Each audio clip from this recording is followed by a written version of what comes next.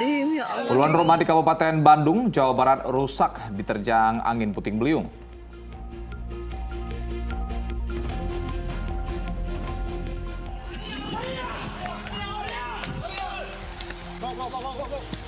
Polisi di Padang, Sumatera Barat terpaksa melumpuhkan terduga pelaku begal dengan timah panas saat mencoba kabur ketika ditangkap.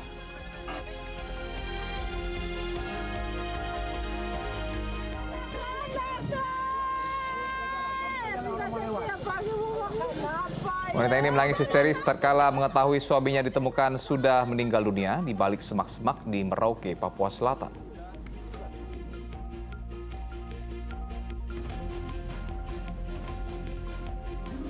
Bapak Haji Prabowo Subianto dan Bapak Gibran Raka Buming Raka sebagai pasangan calon presiden dan wakil presiden terpilih periode tahun 2024 sampai dengan tahun 2029. Komisi Pemilihan Umum Republik Indonesia resmi menetapkan Prabowo Subianto dan Gibran Raka Buming Raka sebagai presiden dan wakil presiden terpilih hasil pemilu 2024.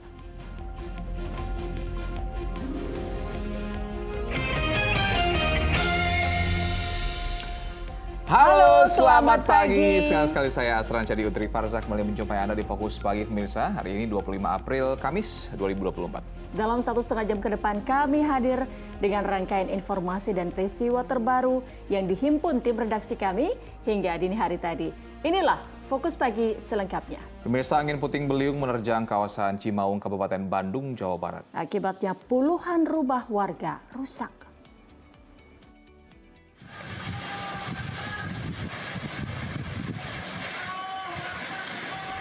Angin kencang yang menerjang desa Sukamaju, Kabupaten Bandung, nyaris merobohkan baliho besar di depan kantor desa. Warga yang panik berusaha menyelamatkan diri.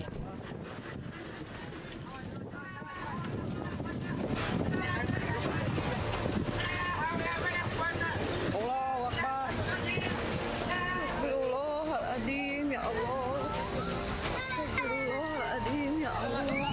Alhamdulillah, ya Allah, barangkali Sedikitnya 30 rumah warga rusak diterjang angin puting beliung. Rata-rata, kerusakan terjadi pada atap rumah yang berterbangan akibat tersapu angin. Kerusakan berat dialami rumah warga yang bagian dapurnya hancur.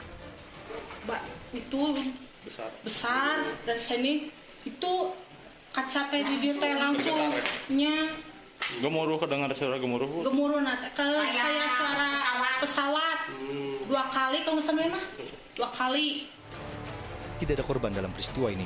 Sebagian warga memperbaiki kerusakan rumah secara swadaya sambil menunggu bantuan dari pemerintah desa. Selain angin puting beliung, masyarakat khususnya di Kabupaten Bandung diminta tetap waspada dengan cuaca ekstrim termasuk dampak banjir dan longsor. Muhammad Abbas melaporkan dari Kabupaten Bandung, Jawa Barat. 2 prajurit TNI jatuh setelah diduga tersambar petir di dekat pintu masuk Delta Mabes TNI Cilangkap, Jakarta Timur, Rabu sore. Kedua korban langsung dievakuasi ke rumah sakit guna mendapat penanganan medis.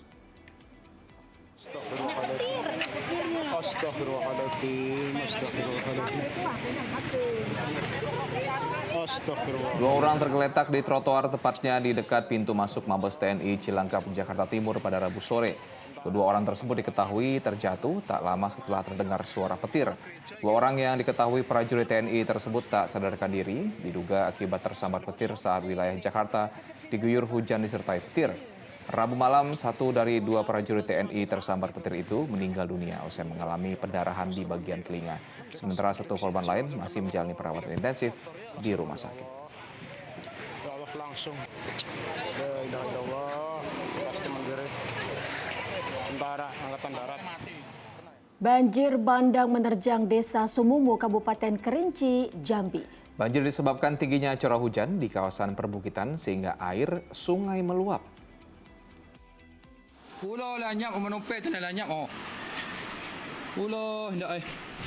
Banjir bandang menerjang permukiman di desa Semumu, Kabupaten Kerinci, Rabu sore. Tak hanya merendam rumah warga, banjir juga merendam jalan sehingga tak bisa dilalui kendaraan. Banjir terjadi karena tingginya curah hujan di kawasan perbukitan. Kondisi tersebut membuat sungai tak mampu menampung air sehingga meluap. Memang sebelumnya pernah terjadi banjir, tapi tidak seperti sore hari ini. Tapi pada hari ini sudah sangat luar biasa karena ada debit air yang datang dari arah bukit, itu dari arah bukit arah Desa Semumu, itu menerjang Desa Semumu secara tiba-tiba. Tidak ada korban dalam peristiwa ini. Rabu malam, banjir telah surut. Warga pun langsung membersihkan lumpur sisa banjir yang ada di rumah mereka. Lalu lintas pun kembali normal. Meski banjir surut, warga mengaku khawatir terjadi banjir susulan, mengingat saat ini curah hujan masih tinggi. Rick Harsen melaporkan dari Kabupaten Kerinci, Jambi. Banjir yang merendam sejumlah permukiman dan jalan di Tasikmalaya, Jawa Barat membuat akses jalan terputus. Banjir akibat meluapnya sungai Citanduy tersebut juga merendam ratusan makam.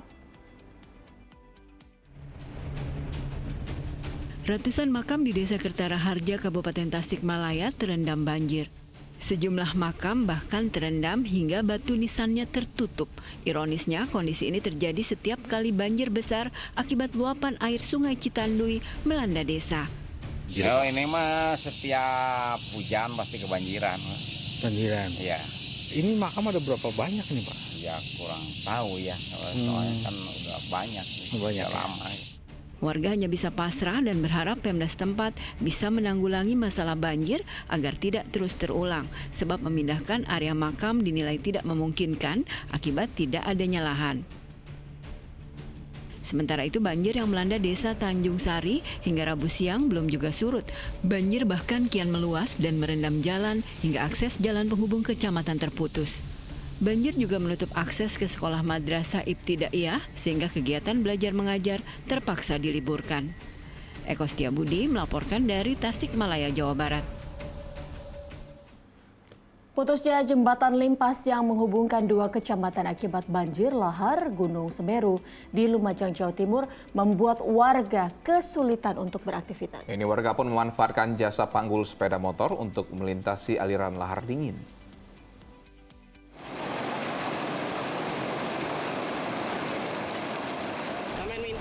Sejumlah warga menjadi relawan jasa panggul sepeda motor melintasi aliran lahar dingin di Sungai Ergoyo, Kecamatan Pasirian, Lumajang, Rabu siang.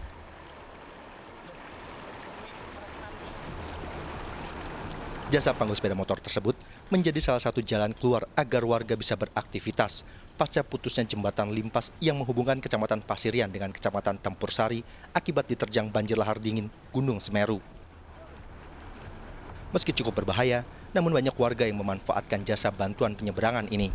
Pasalnya, jika tak melintasi jalur sungai ini, warga harus melewati rute dengan jarak tempuh lebih jauh, sekitar 13 km.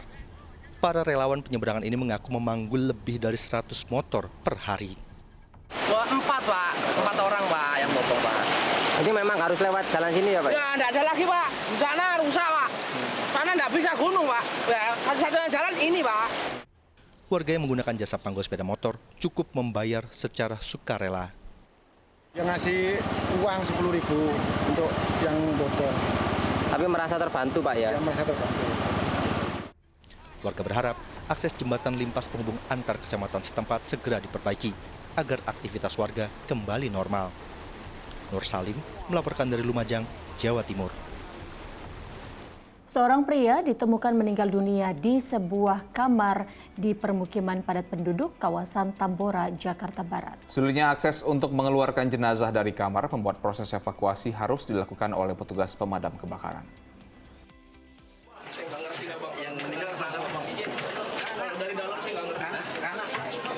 Petugas pemadam kebakaran langsung bergerak cepat usai mendapatkan laporan dari warga yang meminta pertolongan untuk mengevakuasi jenazah dari kamar kontrakan di gang sempit di permukiman padat penduduk Jalan Sawah Lio, Tambora, Jakarta Barat, Rabu sore.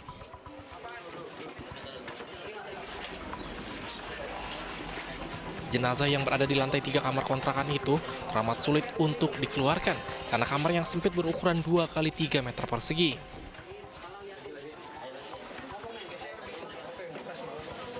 Petugas akhirnya mengeluarkan jenazah dengan cara menggunakan tandu dari luar kamar kontrakan. Namun proses evakuasi tetap tidak berjalan mudah karena terkendala dengan banyaknya kabel di bagian depan rumah kontrakan. Setelah 1,5 jam berjibaku, petugas damkar yang dibantu oleh warga akhirnya berhasil mengevakuasi jenazah tersebut untuk dibawa ke musola setempat. Ternyata tangganya sangat curam sekali, makanya perlu kita datangkan unit rescue dari sektor untuk berikut peralatan, kemudian tandu basket dan tali temali. Evakuasi melalui dalam bangunan, melalui tangga, tapi kayaknya tidak memungkinkan karena tandu basketnya tidak cukup. Akhirnya kita putuskan melalui luar bangunan. Selanjutnya, jenazah yang diduga meninggal akibat penyakit jantung itu akan dibawa pihak keluarga ke kampung halamannya di wilayah Pandeglang, Banten untuk dimakamkan. Jayadi melaporkan dari Jakarta. Pemirsa, sebuah bangunan di area komplek asrama Polda Bengkulu di Kelurahan Kebun Geran terbakar Rabu malam. Bangunan yang biasa dihuni oleh perwira remaja itu diduga terbakar akibat korsleting.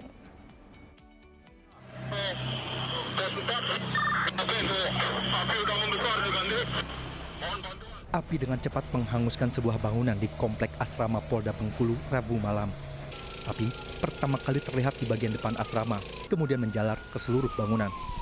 Petugas pemadam kebakaran dan penyelamatan Kota Bengkulu mengerahkan 10 unit armada dan belasan personel untuk memadamkan api. Setelah berjibaku sekitar 1 jam, api berhasil dilokalisir. Begitu dapat informasi, kita langsung meluncurkan pos terdekat di sini. Ya kan, kemudian kita backup dengan pos-pos yang lain di sini. Ya, yang lebih penting kami berusaha untuk melokalisir. Ya, itu ada bangunan mungkin penjaga juga itu dapat kita selamatkan sebelahnya juga. Tidak juga api menyebar ke komplek-komplek yang lain. Ini kita lokalisir ini sehingga api tidak menyebar kemana-mana. Bangunan asrama yang terbakar berisi 4 kamar dan dihuni oleh perwira remaja. Beruntung, saat kejadian, asrama dalam keadaan kosong karena penghuninya sedang keluar. Untuk dugaan penyebab ini sementara itu korsleting kabel listrik, ya itu kemungkinan. Jadi yang mungkin bagian atas karena ada saksi yang melihat api masih dalam keadaan kecil di atas. Ya. Dugaan sementara, peristiwa kebakaran dipicu karena korsleting di bagian atap bangunan. Meski demikian, Polresta Bengkulu akan melakukan penyelidikan lebih lanjut terkait peristiwa kebakaran ini. Ferry Susanto melaporkan dari Kota Bengkulu. Terbakarnya sebuah rumah di kawasan permukiman padat penduduk di Kabupaten Cirebon, Jawa Barat membuat warga panik. Warga panik mengetahui pemilik rumah tertidur lelap di dalam rumah saat kebakaran.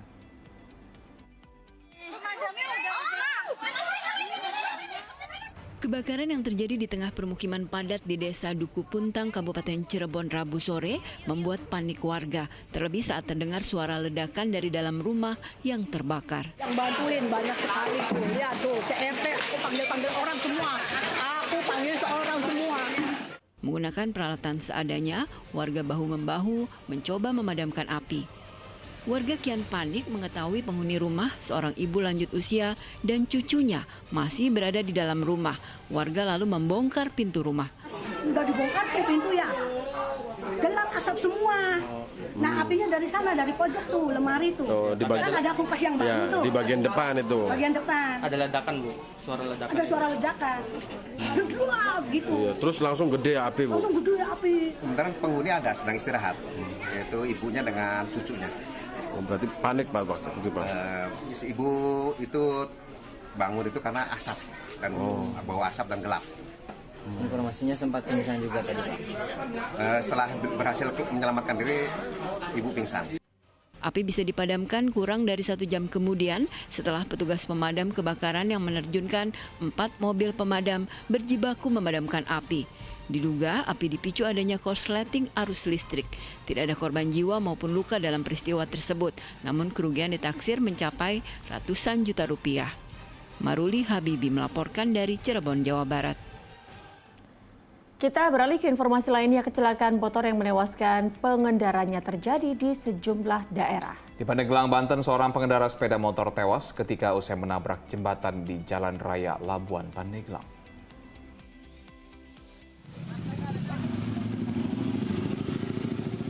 Kecelakaan maut terjadi di Jalan Raya Labuan Pandeglang, tepatnya di Kampung Kadupinang, Desa Mandalasari, Pandeglang, Banten. Seorang pengendara motor tewas di lokasi kejadian. Kecelakaan bermula saat korban melaju dengan kecepatan tinggi dari arah Labuan menuju Pandeglang. Diduga ia hilang kendali saat hendak menyalip truk sehingga menabrak jembatan dan terpental ke aspal.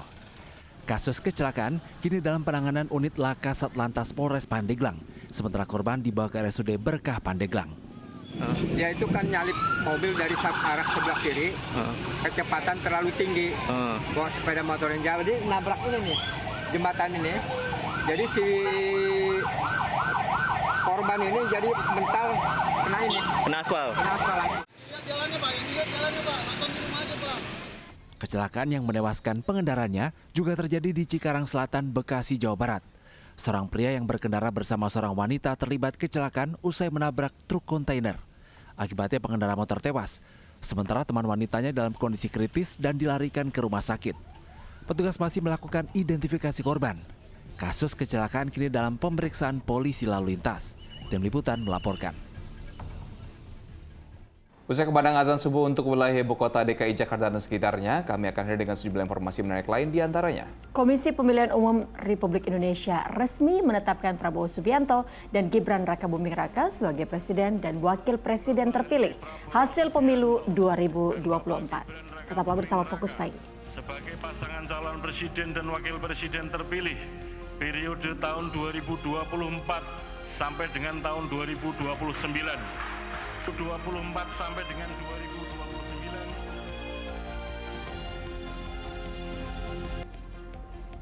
Pemirsa, Anda kembali menyaksikan Fokus Pagi bersama saya Utri Farzah dan saya Aslan Syarif. Pemirsa, Komisi Pemilihan Umum RI resmi menetapkan Prabowo Subianto dan Gibran Rakabuming Raka sebagai Presiden dan Wakil Presiden terpilih hasil pemilu 2024. Ya, hasil Pilpres dituangkan dalam keputusan nomor 504 tahun 2024 tentang penetapan pasangan calon presiden dan wakil presiden terpilih pemilu 2024.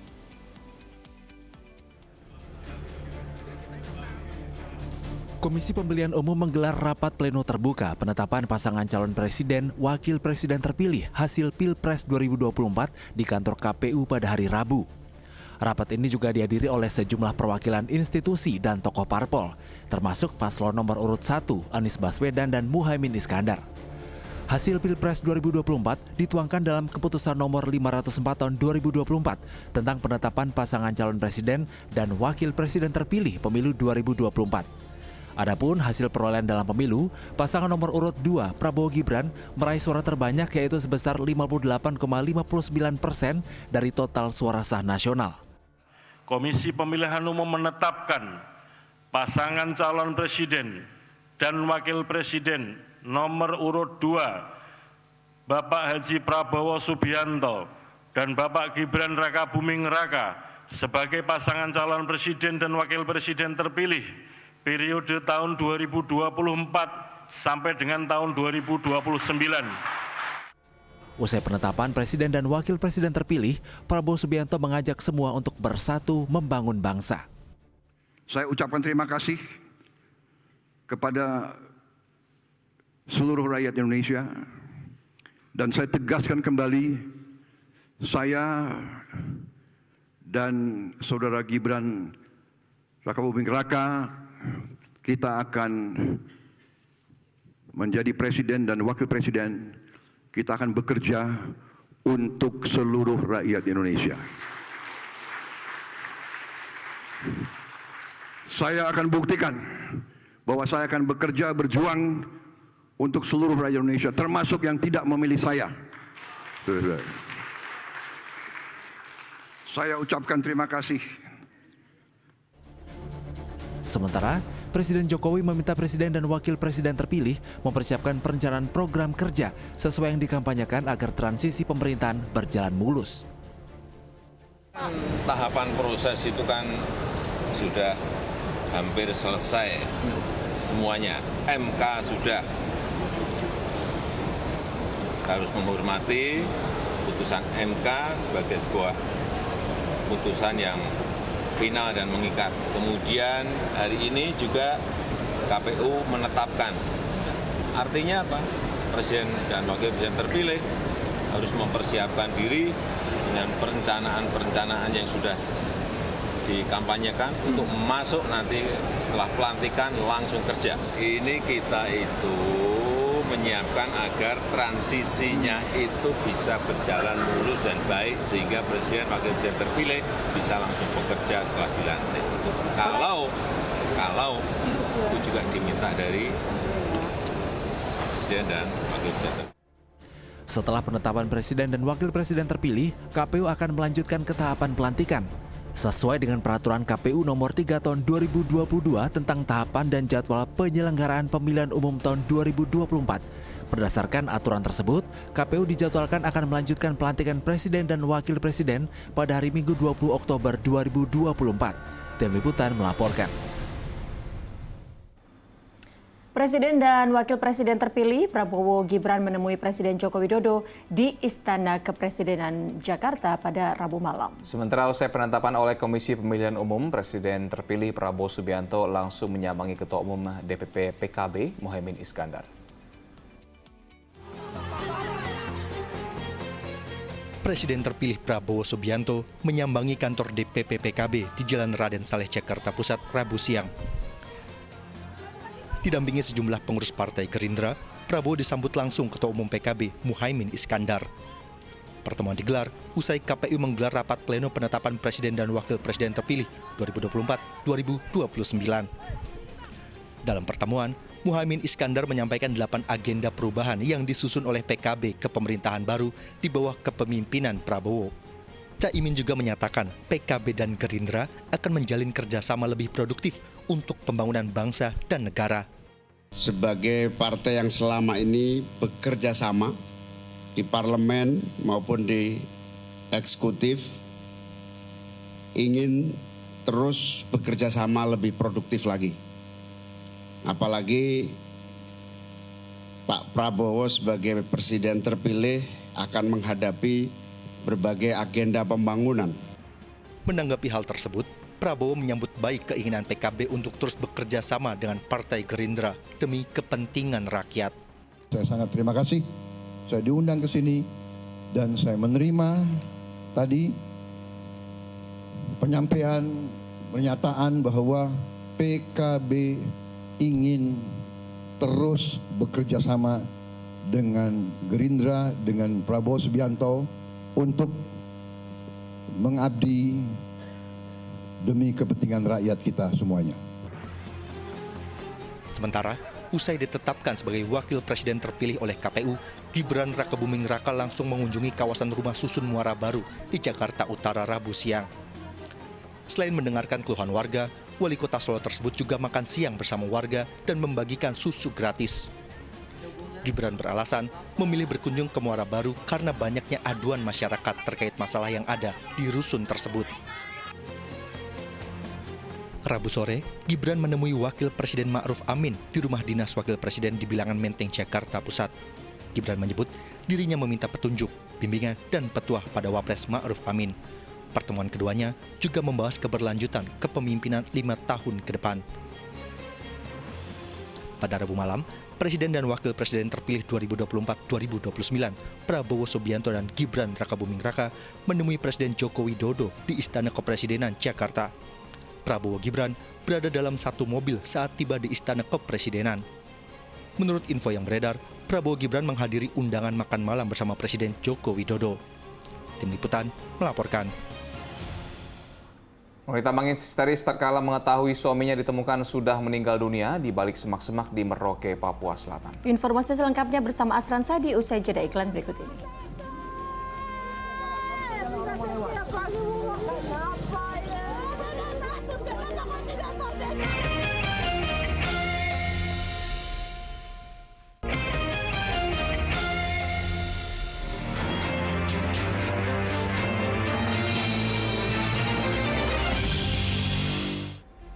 Pemirsa, seorang pemuda terluka parah ketika berusaha menggagalkan pencurian mobilnya di Kota Bogor, Jawa Barat. Korban terseret kendaraannya yang dilarikan komplotan pencuri dalam kecepatan tinggi.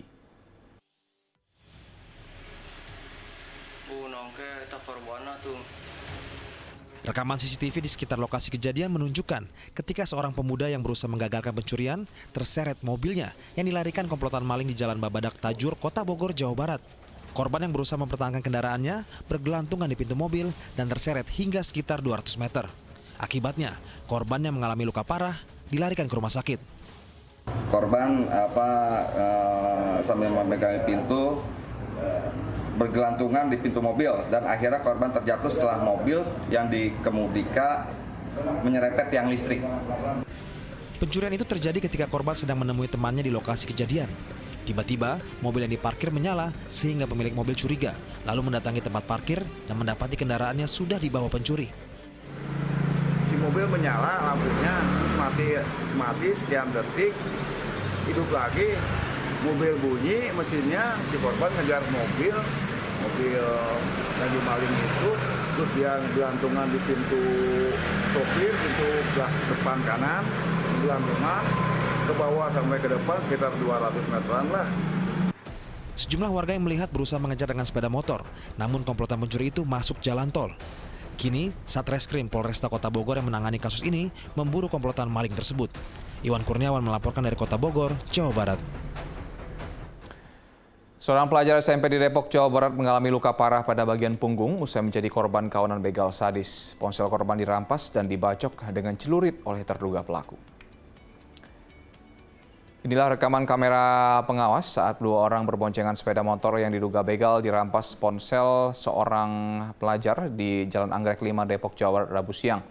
Kedua terduga pelaku itu langsung melayangkan celurit ke arah punggung korban hingga terluka. Keduanya juga langsung tancap gas usai berhasil merampas ponsel pelajar tersebut.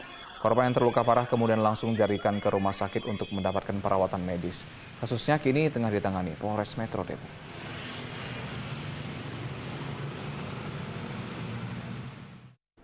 Pasangan suami istri di Padang, Sumatera Barat ditangkap karena diduga melakukan aksi begal terhadap seorang mahasiswi. Korban alami luka di bagian tangan akibat sabatan senjata tajam tersangka.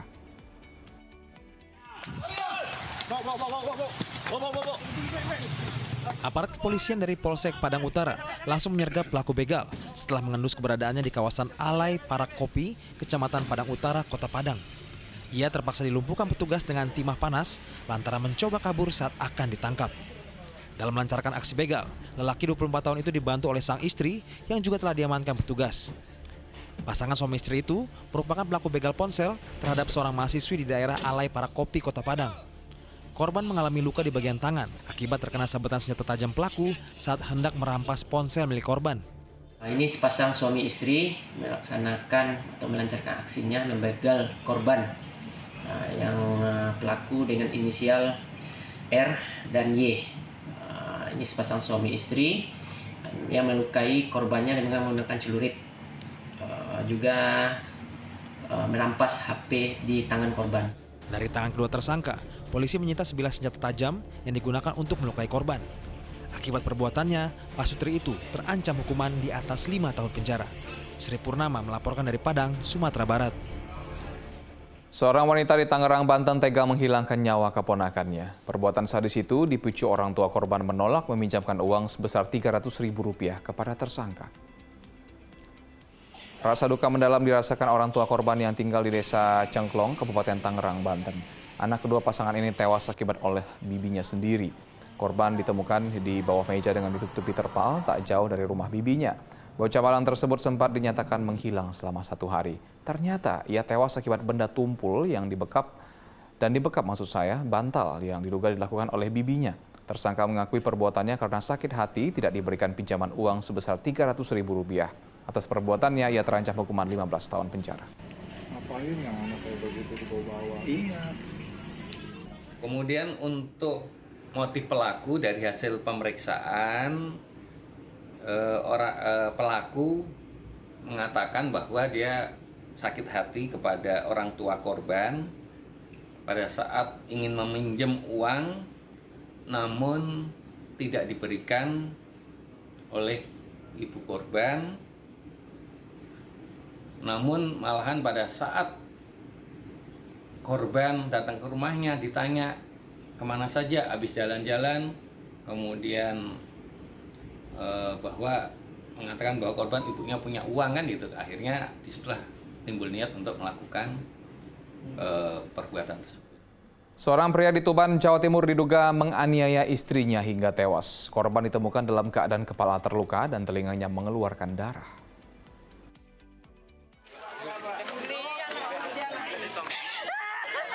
Wanita ini terguncang dan harus ditandu warga ketika mengetahui salah seorang keluarganya tewas mengenaskan di rumahnya di Desa Pakis, Kabupaten Tuban, Jawa Timur, Rabu pagi. Korban, seorang wanita berusia 65 tahun, diduga dibunuh oleh suaminya. Terungkapnya peristiwa itu ketika terduga pelaku mendatangi Polsek Grabagan dan mengaku telah menganiaya istrinya hingga tewas. Polisi lalu memeriksa tempat kejadian dan mendapati jenazah korban di atas ranjang dalam keadaan luka di kepala. Selain itu, telinganya juga mengeluarkan darah. Dari pemeriksaan awal sebelum terjadi pembunuhan, pasangan suami istri itu cekcok masalah rumah tangga. Terduga pelaku yang emosi menganiaya korban hingga wanita itu tewas. Yang diduga sebagai tersangka jam 6.30 melapor ke Polsek bahwa dia telah melakukan kekerasan dalam rumah tangga yang berakibat kematian. Untuk sementara keterangan dari tersangka sementara ya dicekik. Ada percocokan dalam rumah tangga. Jenazah kemudian dibawa ke Rumah Sakit Dr. Kusuma Tuban guna dilakukan pemeriksaan oleh tim forensik. Sementara itu, polisi masih memeriksa terduga pelaku untuk mengungkap motif pembunuhan. Sapari Ranuwijaya melaporkan dari Tuban, Jawa Timur. Sempat menjalani perawatan intensif selama 3 minggu, seorang wanita di Cirebon, Jawa Barat yang dibakar oleh suaminya meninggal dunia. Korban tak dapat diselamatkan setelah mengalami luka bakar hampir 90%. Suasana duka menyelimuti keluarga almarhumah Anis Malihatin di Desa Pangkalan, Kabupaten Cirebon, Jawa Barat pada Rabu sore. Wanita berusia 33 tahun yang menjadi korban kekerasan dalam rumah tangga oleh suaminya menghembuskan nafas terakhirnya akibat luka bakar hampir 90%. Ibu dua anak tersebut sempat menjalani perawatan di rumah sakit selama hampir 3 minggu sejak peristiwa keji menimpanya. Namun kondisinya yang semakin memburuk membuat nyawanya tak dapat diselamatkan. Dari waktu kejadian seminggu sebelum Lebaran, seminggu lagi di rumah sakit, berarti 3 mingguan. Menjalani pengobatan? Ya dihukumlah seadil-adilnya, gitu aja. Peristiwa tragis suami membakar istrinya sendiri ini diketahui terjadi pada 4 April lalu. Sang suami yang bekerja merantau menuduh korban telah berselingkuh hingga berujung cekcok.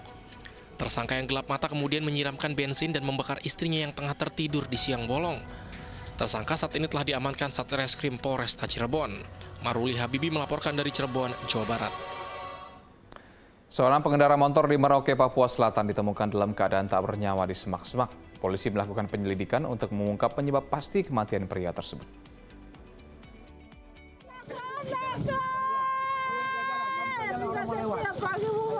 Wanita ini histeris tak kalah mengetahui suaminya ditemukan sudah meninggal dunia di balik semak-semak di Jalan Cigombong, Merauke, Papua Selatan, Rabu siang. Di dekat jasad itu didapati sepeda motor korban dalam kondisi sudah terguling. Penemuan jenazah itu berawal ketika ada mahasiswa yang melintas dan mendengar suara mesin motor dari balik semak-semak.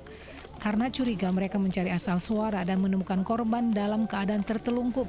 Temuan itu kemudian dilaporkan ke Polres Merauke. Dari hasil pemeriksaan polisi di lokasi kejadian diduga pria itu tewas karena mengalami kecelakaan lalu lintas. Namun demikian polisi masih akan melakukan penyelidikan untuk mengungkap penyebab kematian korban. Diperkirakan korban ini adalah laka tunggal, tapi untuk selanjutnya masih dalam penyelidikan juga untuk mencari keterangan dari saksi atau orang yang mengetahui dalam kejadian ini. Jenazah kemudian dibawa ke Rumah Sakit Umum Daerah Merauke guna dilakukan autopsi. Selain itu, polisi juga meminta keterangan sejumlah warga sebagai saksi. Muhammad Ridwan melaporkan dari Merauke, Papua Selatan. Seorang pria membobol kotak amal yang berada di sebuah musola di Jalan Mandor Eti, Beji, Kota Depok, Jawa Barat. Aksi pelaku terekam kamera pengawas. Pembobolan kotak amal terekam CCTV. Seorang pria datang dan memantau situasi di sebuah musala di Depok, Jawa Barat. Situasi yang sepi dari warga sekitar membuat pelaku masuk ke musala dan melancarkan aksinya. Warga yang hendak beribadah pun tak curiga lantaran menganggap pelaku hendak menjalankan salat. Pencuri kotak amal merusak kunci gembok dengan menggunakan cairan kimia. Di gembok itu bisa hancur gitu. Itu kalau nggak ahli maling nggak bisa bikin cairan gitu. Pelaku datang pakai motor atau? Pakai motor putar sini. Kan CCTV-nya kelihatan itu. Gitu kan. Dimuter sini. Ada warga yang kenal dengan pelaku nggak sih, Pak? Nggak ada yang kenal, Mas. Kotak amal yang dibobol sudah terjadi lebih dari sekali di musala ini. Sebelumnya juga sempat terjadi pencurian Al-Quran. Akibat pencurian, uang sekitar 10 juta rupiah raib di bawah pencuri. Kasusnya telah ditangani pihak kepolisian dari unit Reskrim Polsek Beji. Nahyudi melaporkan dari Depok, Jawa Barat. 2 orang wanita terekam kamera pengawas mencuri ponsel di depan sebuah minimarket di Kabupaten Bogor, Jawa Barat. Pelaku memanfaatkan keteledoran korban yang meninggalkan ponselnya di dashboard motor saat masuk berbelanja. 2 wanita dan salah satunya menggendong bayi nekat mencuri ponsel yang ditinggal oleh pemiliknya di dashboard motor depan minimarket di Jalan Gria, Bukit Jaya, Gunung Putri, Bogor, Jawa Barat. 2 pelaku lantas urung masuk ke dalam minimarket dan kabur dengan cepat. Korban baru sadar kehilangan ponsel usai keluar berbelanja. Setelah melihat kamera pengawas, akhirnya aksi 2 wanita tersebut diketahui korban. Pemilik ponsel memilih tak melaporkan kejadian ini ke polisi dan mengunggah rekaman CCTV ke media sosial agar viral. Ini ambil aja motornya. Mungkin awalnya niatnya belanja kali ya, soalnya dia udah nyampe sini, udah nyampe depan. Terus ya mungkin temennya ngeliat kalau ada handphone, jadi dia balik lagi buat ngambil. Oh, mereka sekongkol ya, Mbak? Iya mungkin, soalnya kayak bisik-bisik di depan. Mau masuk nggak jadi? Nggak jadi, belum masuk sama sekali. Demonstrasi puluhan buruh di Kota Makassar, Sulawesi Selatan berlangsung ricuh. Selengkapnya bersama Utri Farzah, Sujeda Pariwara.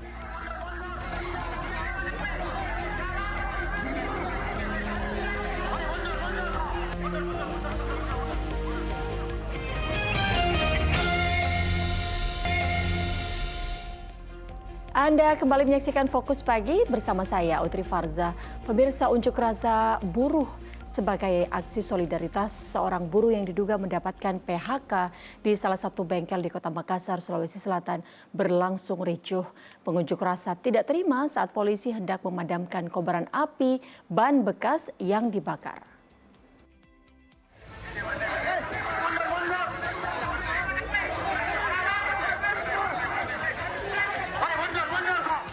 Demonstrasi puluhan buruh di Kota Makassar, Sulawesi Selatan berlangsung ricuh di depan salah satu bengkel di Jalan Bandang, Kecamatan Bontoala, Kota Makassar, Rabu siang. Aksi dilakukan dalam rangka solidaritas ke salah satu rekannya, pekerja di bengkel tersebut. Buruh menyikapi permasalahan mengenai hak salah satu karyawan dari bengkel mobil yang diduga alami intimidasi dan PHK sepihak dari perusahaan. Akibat unjuk rasa, di lokasi sempat alami kepadatan kendaraan. Pengunjuk rasa menutup separuh jalan dengan mobil yang digunakan berorasi dan membakar ban bekas. Salah satu karyawan bengkel yang di PHK oleh tempat kerjanya, kemudian dari teman-temannya ada rasa solidaritas untuk melakukan demo untuk meminta dipekerjakan kembali. Kemudian pada saat melaksanakan demo, mereka melakukan penutupan jalan, tapi sudah diamankan oleh teman-teman dari Polrestabes Makassar. Lokasi unjuk rasa di Jalan Bandang, Kota Makassar kembali lancar setelah para pengunjuk rasa membubarkan diri. Andi Muhammad Sardi melaporkan dari Makassar, Sulawesi Selatan.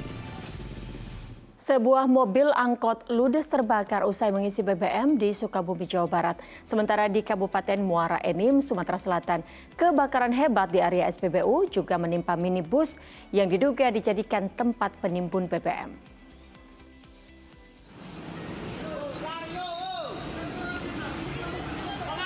Kobaran api yang tiba-tiba muncul dari sebuah mobil minibus di area stasiun pengisian bahan bakar umum SPBU di Jalan Lintas Sumatera, Desa Kepur, Kabupaten Muara Enim, mengejutkan warga. Terlebih api langsung membesar dan melumat habis badan mobil. Kepulan asap hitam juga terus membumbung ke udara. Beruntung api tidak sampai menjalar ke pompa stasiun pengisian. Petugas SPBU dibantu pemadam kebakaran yang kemudian datang langsung berjibaku hingga api bisa dipadamkan. Namun minibus hangus. Diduga minibus digunakan pemiliknya untuk menimbun BBM. Selain sopirnya kabur, petugas menemukan sejumlah jerigen isi BBM di dalam mobil. Kelihatan tadi kondisinya sepertinya mobil yang terbakar. Namun di dalamnya mungkin ada minyak dan lain sebagainya, kami tidak tahu, sehingga api tersebut yang membakar mobil itu dapat dijinakkan dengan penyemprotan satu unit mobil. Kebakaran satu buah angkot. Di Sukabumi, Jawa Barat, sebuah mobil angkutan umum atau angkot 3F jurusan Pabuaran Pasundan terbakar hebat usai mengisi BBM di SPBU Jalan RH Didi Soekardi. Sang sopir kebingungan karena tiba-tiba keluar asap dari bagian dashboard. Keluar asap saya dilihatin gitu. Pas begitu lihat langsung nyamper api sama saya ke sini. Di depan mana dashboard? Kan nanti hadapun dashboard. Nah, terus apinya gimana pas ini? Langsung membesar atau gimana? Enggak, asalnya kecil saya kepuk-kepuk gitu terus lama pakai lap. Di lama-kelamaan kan udah gede nyamper kena jok. Meski api bisa dipadamkan petugas SPBU setelah sekitar 15 menit, namun nyaris seluruh badan mobil hangus. Tidak ada korban dalam kebakaran, namun sang sopir mengalami luka bakar ringan di sekujur tubuh saat coba memadamkan api. Tim Liputan melaporkan. Sebuah truk kontainer di Mojokerto, Jawa Timur terguling usai menabrak median jalan. Sementara di Jakarta, diduga karena menghindari kucing yang melintas, 2 minibus terlibat kecelakaan di jembatan layang non-tol Pesing, Jakarta Barat.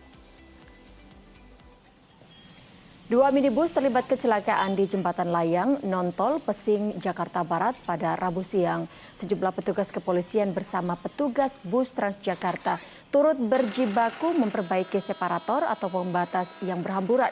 Insiden itu terjadi lantaran salah satu mobil yang melaju dari arah Cengkareng menuju Grogol diduga menghindari seekor kucing yang melintas. Akibatnya sopir langsung membanting setir hingga menabrak separator dan minibus lain dari arah berlawanan. Kedua minibus kemudian dievakuasi ke kantor unit Laka Lantas wilayah Jakarta Barat untuk kepentingan penyelidikan.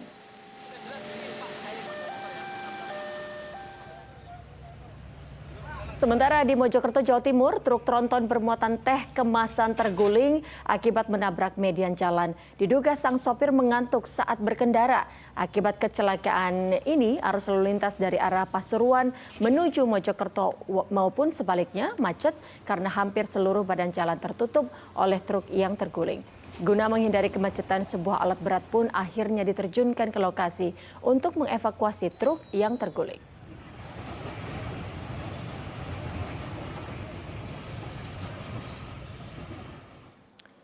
Sepeda motor yang ditumpangi pasangan suami istri tercebur sungai di Kabupaten Sidoarjo, Jawa Timur. Pasutri tersebut selamat.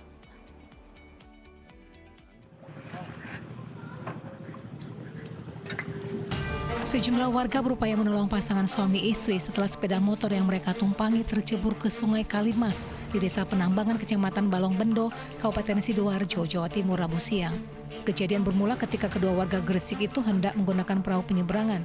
Nah, saat motor akan masuk ke dalam perahu, tiba-tiba laju motor yang mereka kendarai tak bisa dikendalikan, hingga akhirnya motor terjun ke sungai.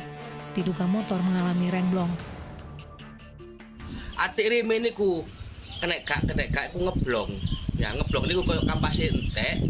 Terus sing tiang merahu iku mau koyo nyegah wong nyegah kecekur. Cuma perahu niku langsung mekar, akhirnya kecekur niku. Beruntung Pasutri tersebut selamat, sementara evakuasi motor yang sempat alami kesulitan akibat lumpur yang tebal akhirnya bisa diangkat dari dalam sungai. Zainul Fajar melaporkan dari Kabupaten Sidoarjo, Jawa Timur. Seorang pria ditemukan tewas mengenaskan di rel kereta di Ngawi, Jawa Timur. Dugaan sementara pria itu tewas akibat tertabrak kereta api. Warga Desa Gendingan, Kecamatan Widodaren, Kabupaten Ngawi bersama dengan petugas kepolisian berusaha untuk mengumpulkan potongan tubuh seorang pria yang berserakan di sepanjang rel kereta api pada Rabu pagi. Jasad korban pertama kali ditemukan oleh warga yang hendak pergi ke ladang. Korban diduga tewas setelah tertabrak kereta api Mutiara Selatan tujuan Bandung Malang. Jasad korban selanjutnya dievakuasi ke Rumah Sakit Suroto Ngawi. Warga melihat ada ceceran orang kecelakaan dan kebetulan tidak jauh dari situ juga ada petugas PJKA yang sedang kontrol, kemudian disampaikan dan menyampaikan kepada kami datang bersama-sama menghubungi pihak kepolisian dan pihak PJKA. Korban ini tubuhnya sudah tercecer, jadi kira-kira dari TKP sampai terakhir itu kira-kira ada 1 kilo. Laki-laki atau perempuan? Diperkirakan laki-laki. Untuk ya, identitas laki-laki. Identitasnya sudah diketahui atau seperti apa? Identitasnya sementara belum diketahui karena masih dalam penyelidikan Nafis. Guna mengungkap identitas korban, polisi mengambil sidik jari dan melakukan proses identifikasi. Dirgo Suyono melaporkan dari Ngawi, Jawa Timur. Di informasi lainnya, pemirsa, seorang residivis kasus narkoba kembali ditangkap polisi di Lampung Timur, Lampung. Dari tangan tersangka disita paket sabu-sabu. Berapa banyak? Berapa banyak? 50 gram. Ya. Dari mana kamu? Dari mana kamu? Dari Jawa. Dari Jawa. Polisi menyergap seorang pedagang buah segar yang diduga bagian dari sindikat narkoba di sebuah rumah di Desa Nibung, Lampung Timur, Lampung. Saat digeledah, ditemukan paket sabu-sabu seberat 49 gram yang dikemas dalam bungkus plastik putih dan disembunyikan di dalam tasnya. Tersangka mendapatkan paket narkoba itu dari temannya sesama narapidana kasus narkotika ketika menjalani hukuman di Rutan Banyuwangi, Jawa Timur beberapa waktu lalu. Untuk tersangka, emang target kita karena informasi dari masyarakat beberapa minggu yang lalu, kemudian kita kembangkan, dan kebetulan tersangka ini berdasarkan informasi masyarakat ada, lalu kita lakukan penggeledahan di Desa Nibung, tempat tersangka untuk berlindung sementara mungkin ya, di Kecamatan Gunung Pelindung, Kabupaten Lampung Timur. Polisi kini menelusuri jaringan yang melibatkan tersangka, termasuk bandar yang memasok sabu-sabu tersebut. Atas perbuatannya, tersangka terancam sanksi minimal 5 tahun penjara dan maksimal 12 tahun penjara. Asep Saifullah melaporkan dari Lampung Timur, Lampung. Sebuah mini swalayan di Klaten, Jawa Tengah disatroni kawanan pencuri. Para pelaku membobol plafon dan menggasak barang dagangan hingga kerugian mencapai puluhan juta rupiah.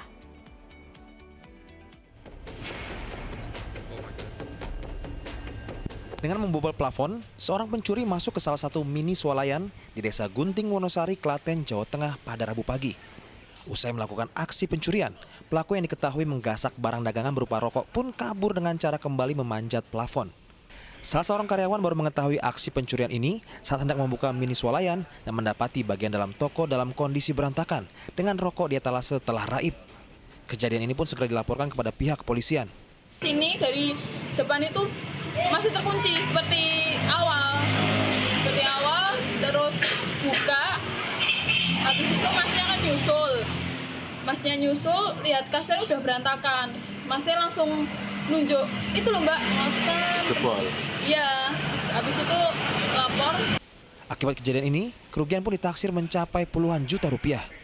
Langkah kami adalah datangi ke TKP, kemudian cari ataupun full paket, kemudian barang bukti segala macam.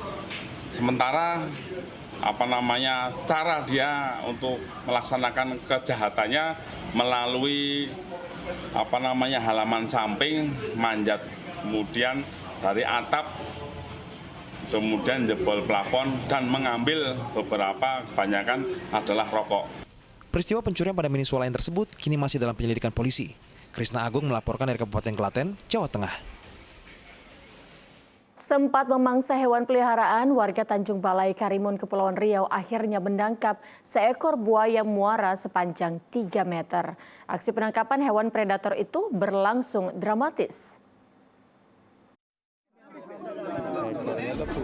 Warga bersama petugas damkar menangkap seekor buaya muara sepanjang 3 meter yang kerap muncul di sekitar permukiman warga di Kampung Gunung Punak, Kecamatan Meral, Tanjung Balai, Karimun. Buaya berjenis kelamin betina itu sebelumnya juga sempat memangsa hewan peliharaan warga.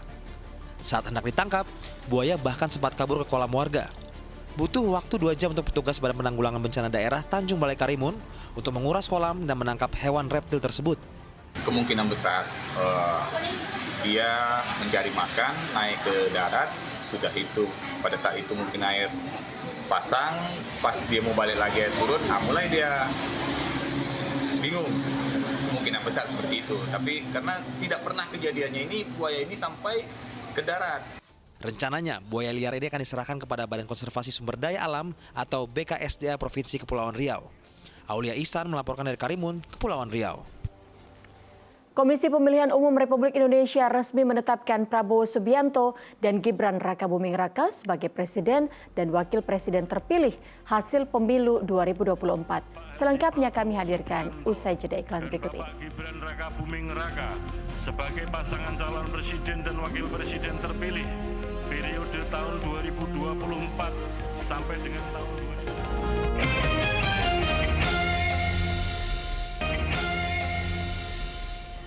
Anda kembali menyaksikan Fokus Pagi bersama saya Utri Farza. Dan saya Asran Syadi. Pemirsa, 2 prajurit TNI jatuh setelah diduga tersambar petir di dekat pintu masuk Delta Mabes TNI Cilangkap, Jakarta Timur pada Rabu sore. Kedua korban langsung dievakuasi ke rumah sakit guna mendapat penanganan medis.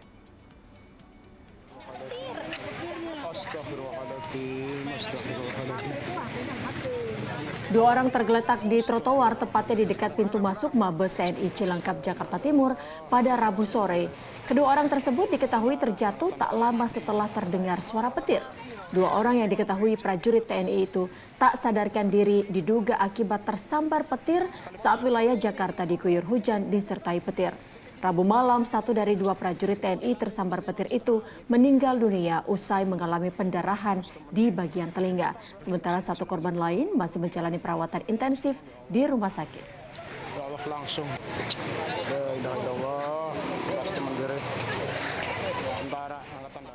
Aksi pengemudi mobil yang menghalangi laju ambulans Palang Merah Indonesia di Jalan Lingkar Kota Salatiga, Jawa Tengah viral di media sosial. Ya, pengemudi mobil tidak memberi jalur bagi ambulans mendahului meski sirene telah dinyalakan.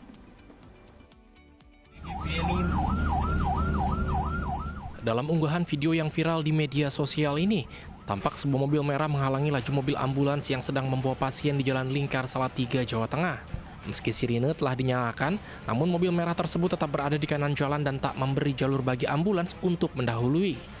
Atas peristiwa tersebut, petugas kepolisian mempertemukan kedua belah pihak di kantor Satlantas Polres Salatiga pada Rabu siang. Menurut petugas, pengemudi tersebut masih baru dan awam mengendarai mobil. Tujuannya untuk mendamaikan kedua belah pihak dan tidak akan terulang lagi, dan memberikan pemahaman kepada mereka terkhusus pengemudi mobil Brio Merah untuk tertib berlalu lintas di jalan umum. Pas pada waktu itu mikirnya saya berjalan pakai mobil itu, mobil tersebut akan menyalip, tapi saya diikuti terus dari belakang. Terus saya melihat situasi jalan di sebelah kiri dan kanan, memang jalanan memang tidak ramai. Pikiran awam saya kira ingin menyalip. Atas dasar kesepakatan bersama, akhirnya sopir mobil dan sopir ambulans berujung damai dan tidak dilanjutkan ke ranah hukum. Akibat kejadian ini, polisi mengimbau agar para pengguna jalan tertib berlalu lintas dan memberikan prioritas jalan kepada mobil ambulans dan pemadam kebakaran di jalan raya demi keselamatan. Yulianto melaporkan dari Salatiga, Jawa Tengah. Kejaksaan Negeri Jakarta Selatan melelang mobil milik Mario Dandi Satrio dengan harga terendah mobil tersebut yaitu Rp809 juta. Ya, keseluruhan hasil lelang akan diserahkan kepada korban David Ozora sebagai biaya untuk membayar restitusi atau uang pengganti. Objek kendaraan barang rampasan 1 unit mobil milik terpidana Mario Dandi yang terparkir di kantor Kejaksaan Negeri Jakarta Selatan dilelang pihak kejaksaan. Lelang mobil tersebut sudah dibuka dengan harga terendah Rp809 juta. Masyarakat yang berminat bisa langsung mendaftar di portal.lelang.go.id dengan uang jaminan Rp242 juta. Mobil tersebut juga muncul dalam kasus tindak pidana pencucian uang Rafael Alun Trisambodo yang merupakan bapak Mario Dandi. Nantinya keseluruhan hasil lelang akan diserahkan sepenuhnya kepada korban David Ozora sebagai biaya membayar restitusi atau uang pengganti. Jadi nanti masyarakat bisa pantau seberapa jauh proses ini bisa dilakukan, berapa uang yang didapatkan, berapa uang yang diserahkan. Intinya kita di sini hanya melaksanakan putusan pengadilan. Doakan aja mudah-mudahan bisa lancar dan dapat harga yang tinggi. Jadi bagus untuk membantu korban. Diketahui Mario Dandi melakukan penganiayaan terhadap David Ozora pada 20 Februari 2023. Dia menjadi tersangka bersama Shane Lucas dan AG. Mario Dandi akhirnya divonis 12 tahun penjara. Selain penjara, Mario Dandi juga divonis membayar restitusi atau uang pengganti ke David senilai Rp25 miliar, termasuk mobil Rubicon yang disita sebagai salah satu bukti dan dilelang untuk keperluan restitusi.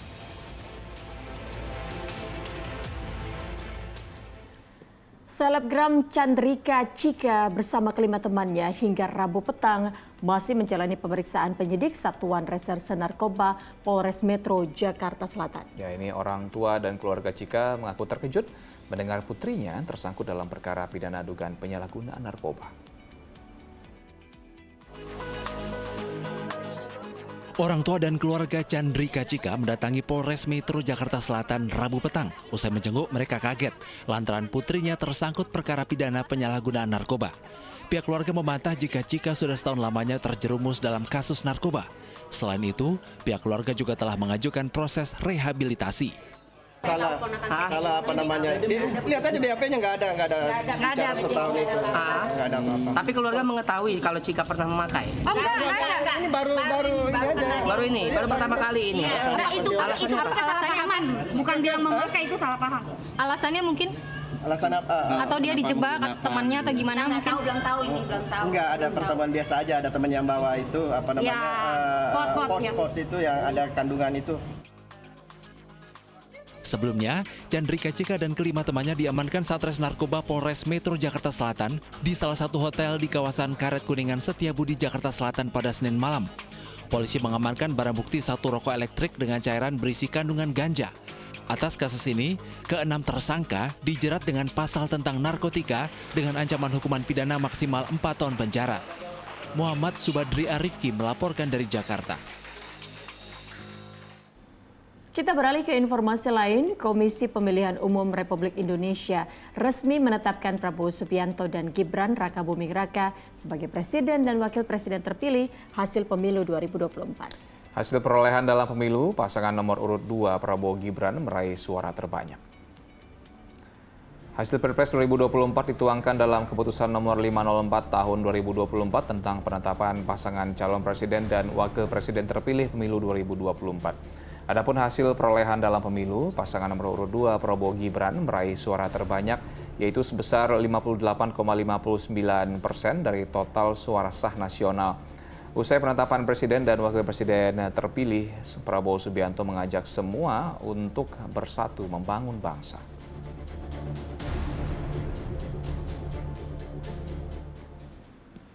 Sementara itu Rabu sore, Gibran menemui Wakil Presiden Ma'ruf Amin di rumah dinas Wakil Presiden di Bilangan Menteng, Jakarta Pusat. Gibran menyebut dirinya meminta petunjuk, bimbingan, dan petuah pada Wapres Ma'ruf Amin. Pertemuan keduanya juga membahas keberlanjutan kepemimpinan 5 tahun ke depan. Pada Rabu malam, Presiden dan Wakil Presiden terpilih 2024-2029, Prabowo Subianto dan Gibran Rakabuming Raka menemui Presiden Joko Widodo di Istana Kepresidenan Jakarta. Prabowo Gibran berada dalam satu mobil saat tiba di Istana Kepresidenan. Menurut info yang beredar, Prabowo Gibran menghadiri undangan makan malam bersama Presiden Joko Widodo.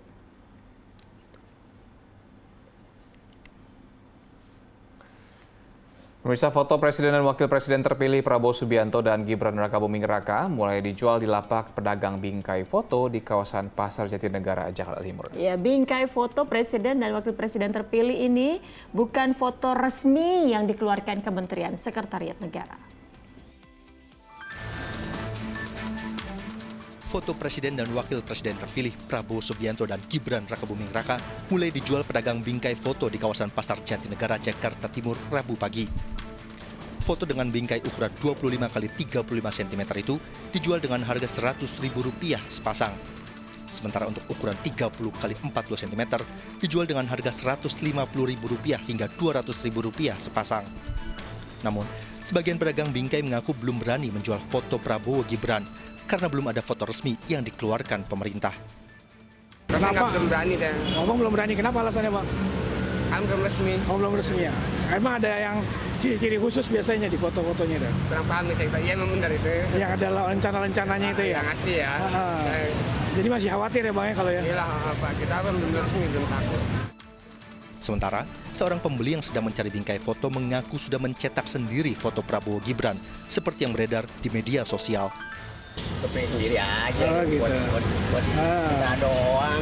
Gitu. Terus jadi ya alhamdulillah, kalau jadi ya kita masuk lagi. Gitu. Itu aja. Iya. Terus kamu di sini berarti beli bingkainya aja? Iya, bingkai aja, bingkai doang. Bingkainya aja. Bingkai doang. Oh gitu. Foto presiden dan wakil presiden biasanya resmi digunakan setelah adanya pelantikan dan dikeluarkan pihak pemerintah. Triwibowo melaporkan dari Jakarta.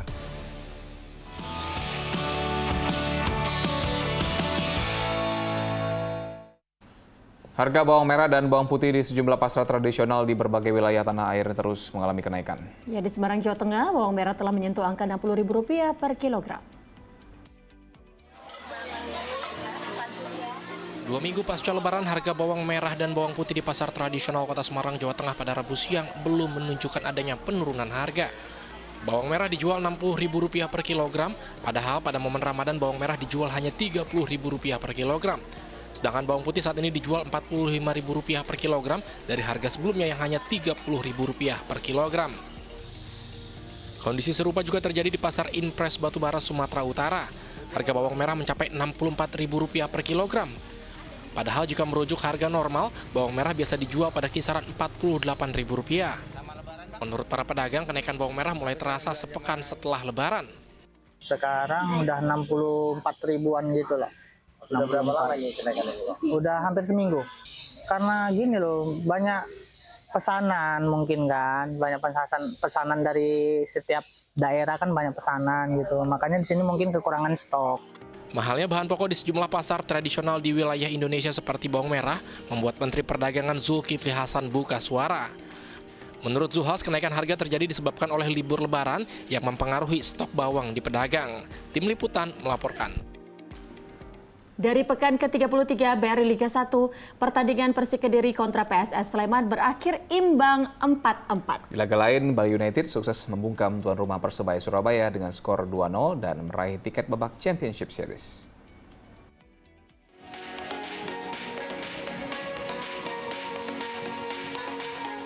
Persebaya Surabaya yang kalah dalam 2 laga beruntun berupaya kembali ke jalur positif saat menjamu Bali United pada pekan ke-33 BRI Liga 1 Rabu sore. Namun, bukannya merengkuh kemenangan, Bajul Ijo harus menelan kekalahan lagi. Publik tuan rumah di Stadion Gelora Bung Tomo, Surabaya, Jawa Timur dibuat terdiam setelah Irfan Jaya menjebol gawang Persebaya pada menit 35. Mantan gelandang Persebaya ini mencetak gol setelah memaksimalkan umpan tarik Eber Besa. Di babak kedua, tepatnya menit ke-73, Persebaya makin terbenam setelah Privat Mbarga mencetak gol kedua Bali United melalui serangan balik cepat. Serdadu Tridatu menang 2-0 dan lolos ke babak Championship Series menyusul Borneo FC dan Persib Bandung. Sementara itu, laga Persik Kediri kontra PSS Sleman di Stadion Brawijaya Kediri, Jawa Timur Rabu malam berakhir tanpa pemenang. PSS unggul 3-2 di babak pertama melalui gol gelandang Jonathan Bustos, Thales Lira de Matos, dan Esteban Vizcara. Sementara Persik membalas melalui gol penalti Flavio Silva. Di babak kedua, tepatnya menit 60, kedudukan seimbang setelah Flavio mencetak hat-trick melalui penalti ketiga di laga ini. Pemain senior Persik Faris Aditama membuat tuan rumah unggul 4-3 lewat gol yang ia cetak pada menit 84. Namun kemenangan skuad Macan Putih sirna setelah Jihad Ayub menyamakan skor pada menit ke-89. Skor 4-4 menyudahi laga sengit ini. Dua tim teratas di tengah klasemen akan saling berhadapan di pekan ke-33 BRI Liga 1. Persib Bandung yang di peringkat kedua akan menjamu sang juara regular series BRI Liga 1 Borneo FC Samarinda.